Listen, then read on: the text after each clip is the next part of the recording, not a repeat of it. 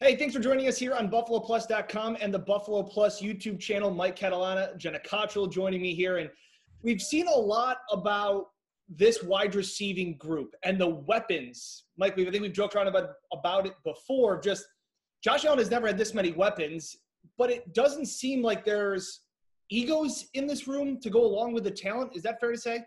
I think it's fair to say. I think the players who were here coming into this year, and you're really talking about Brown and Beasley, have been in big situations before with big-time players, right? I mean, Beasley had Des Bryant with him, and certainly John Brown has had, Larry Fitzgerald with him. So I think they're comfortable having Stephon Diggs. Now, Diggs isn't, he's probably on the same level that Des Bryant was, maybe a better player. He's not a Hall of Famer yet like Larry Fitzgerald, but I think he has that respect around the league. And Jenna, I just think John Brown's personality just fits so well with having great players around him. Yeah, I think exactly that. I mean, even today in his Zoom, John Brown was saying that he's one of 7 children. So he's used to sharing. 4 sisters. 4 sisters. 4 sisters. Yeah, you guys really like to hammer the 4 It's 4 sisters, 2 brothers. Still, he's one of 7 regardless.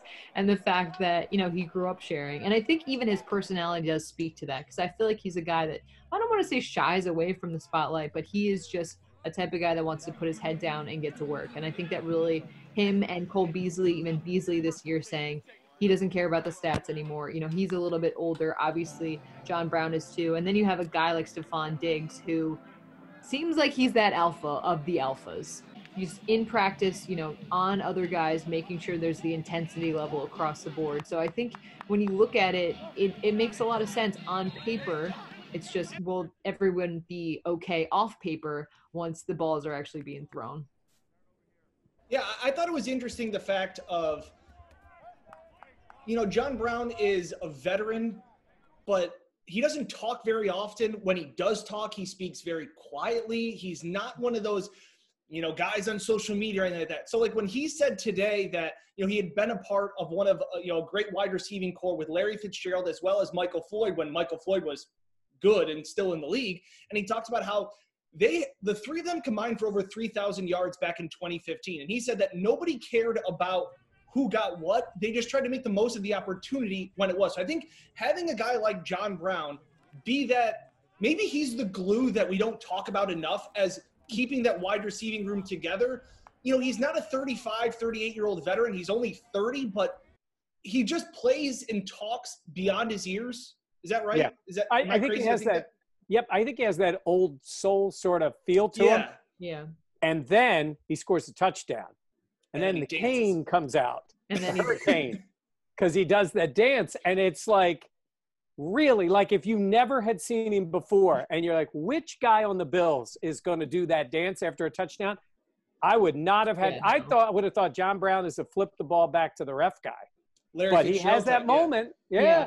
He has that moment, right? He shines in the moment. I will say, too, I think it's interesting also because John Brown was talking on his Zoom just how it makes every time you get the ball that much more important almost. When there's only so many reps that you are getting, so many passes, it's like every pass, you want to make the most of that opportunity. And even, Smoke was saying how he's been working on in the offseason yards after catch and just how important that is and how dynamic that could be as an added component to his game. But I mean, I think it's just interesting for us to talk about this, considering a year ago, 2 years ago, it was, who are the Bills wide receivers going to be? Who's that guy? Who were they, Jenna?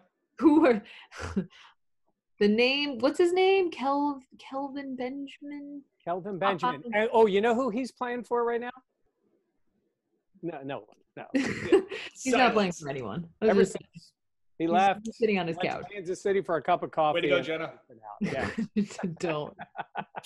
But yeah, I think that is something that is so different. We talk about how different this year is too. Yeah, but you make the point before, it was like, can anybody make a play? Right. And now you look at it and you say, man, if I'm a defensive coordinator going against the Bills, already I'm looking at Diggs and I'm going, okay, how do we deal with him? And then you got Beasley. I know, who was it said the other day, he's unguardable. Was that Levi Wallace? Levi Wallace. Yeah, he says unguardable. He is, if you can put the ball there. Oh, Dean Marlowe. Really good. Marlowe was said it. Yeah. He's really good at getting open. John Brown's a great route runner. Gabe Davis is big and strong. Now, he hasn't played yet. And then you still have the guys like Isaiah McKenzie and the jet sweeps, however they may use people like that. But, guys, I think we're going to see a lot more 4 and 5 wide receiver sets here.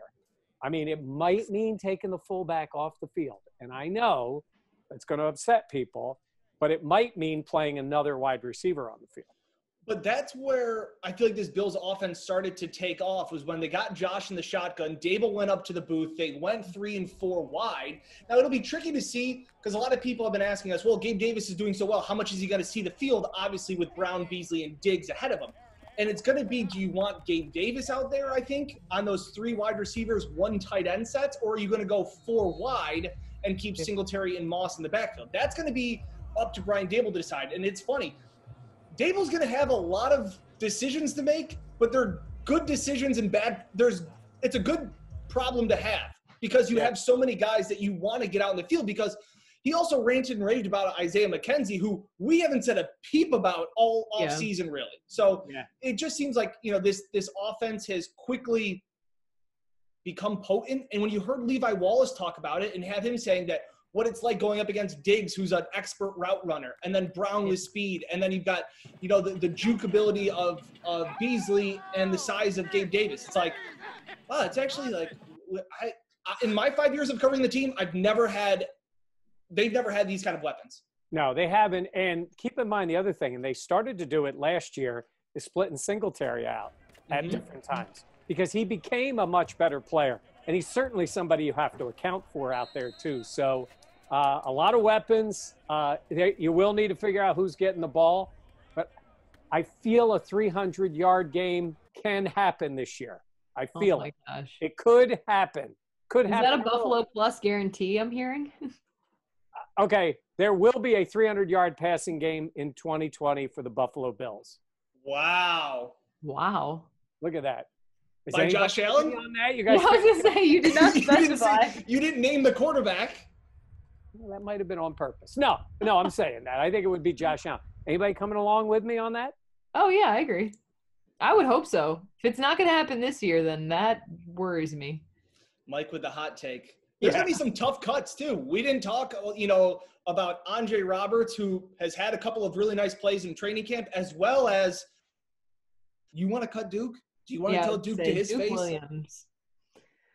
I was going back through the files, and I found the clip of Mike asking him, what are you most excited about for the preseason game?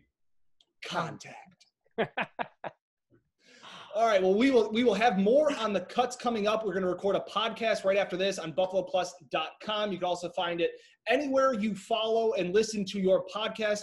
Make sure you like this video if you like the content, and subscribe as well. Tons more stuff, over 500 strong. Keep the numbers going up. Plenty more coverage on buffaloplus.com, as well as right here on the Buffalo Plus YouTube channel. For Mike Catalana and Jenna Cottrell, I'm Dan Fates. Thanks for watching.